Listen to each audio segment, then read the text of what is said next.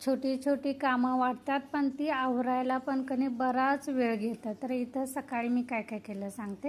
हिरव्या वाटाण्याची उसळ केली, रात्री भिजत घातलं होतं. त्यानंतर इथं चपातीला पीठ मळून कधी चपात्या वगैरे बनवून घेतल्या. म्हणजे आता सध्या तरी माझ्या चपाती आणि भाजी फक्त एवढंच झालेलं आहे. पोरं जाई तोपर्यंत कधी हल्ली बाकीची काहीच कामं आवरत नाहीत. म्हणजे पोरांचं कसं हे कुठं आहे ते कुठं आहे, हे सापडत नाही ते सापडत नाही, ह्याच्या नादातच कधी ती जाई तोपर्यंत माझं चाललेलं असतं. आज काय माझं रोजचं जे सकाळचं स्किन रुटीन असतं ते काय होणार नाही, कारण माझ्याकडे सिरम पण संपलेलं आहे, त्यानंतर मॉइश्चरायझर पण संपलेलं आहे, लोशन पण संपलेलं आहे. चला तर आता देवपूजा करायची. पहिल्यांदा फुलं काढून घेऊया. हे बघा कुंभाराने माती आणून टाकलेले, त्यांचं आता वीटभट्टीची कामं चालू होतील.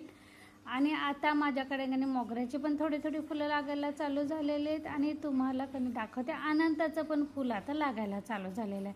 पण इथं मध्येच कधी मला टोमॅटो दिसला. मला वाटलं खाली जमिनीवर कधी टोमॅटो पिकलेला आहे, पण मी ते अर्ध वगैरे असं खराब झालेलं टोमॅटो असतील की नाही ते मी खिडकीतून टाकते, म्हणजे त्याच्या बिया उगवण्यासाठी.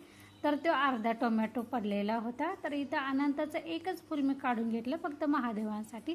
एक फूल मी तसंच ठेवलं, कारण झाडाला पण छान दिसतं. तुम्ही ह्या झाडाची पानं बघून कनी सांगा, धूळ किती पडत असेल कनी. बघा त्या पानावर दिसते लगेच, इतकी धूळ आमच्याकडे कनी पडत असते. सगळ्या झाडांची एक दोन जरी फुलं सापडली कनी तरी भरपूर होतात.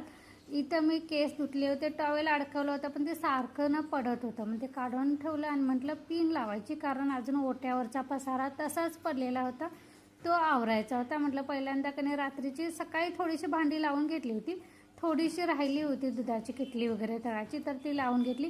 कारण जाळी वगैरे खाली काढून ठेवल्याशिवाय कनी ओटा पसारा आवरायला येत नाही, त्यामुळे पहिल्यांदा भांडी लावून घेतली सगळी. आता चहाची, आता आज नाश्ता काय मी केला नव्हता, चहासोबत चपातीच जास्ती बनवल्या होत्या, त्या चहासोबत दिल्या होत्या.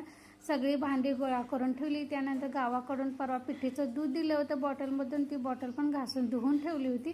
थोड्याशा कुंड्या त्या फुलदाणी इकडं तिकडं झालेल्या त्या नीट लावल्या. त्यानंतर आता भांडी घासायला घ्या. पहिल्यांदा कधी पण कधी सगळी खरकटे भांडी पाण्यानं धुवून घ्यायची, सगळं खरकटे एकत्र करते.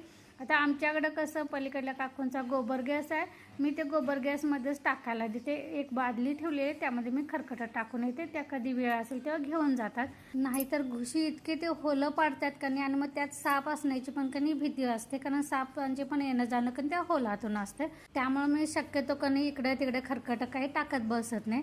तर सगळी भांडी घासून घेतली, हातासरशी सगळा ओटा पण घासून स्वच्छ करून घेतला. चला आता बाकीच्या कामांना सुरुवात करते. ह्यासोबतच आजचा व्लॉग पण मी इथंच बंद करते. पुन्हा भेटून नवीन व्लॉगमध्ये. आणि तुम्हाला माझा व्लॉग आवडत असेल एक लाईक आणि कमेंटमध्ये नक्की सांगा.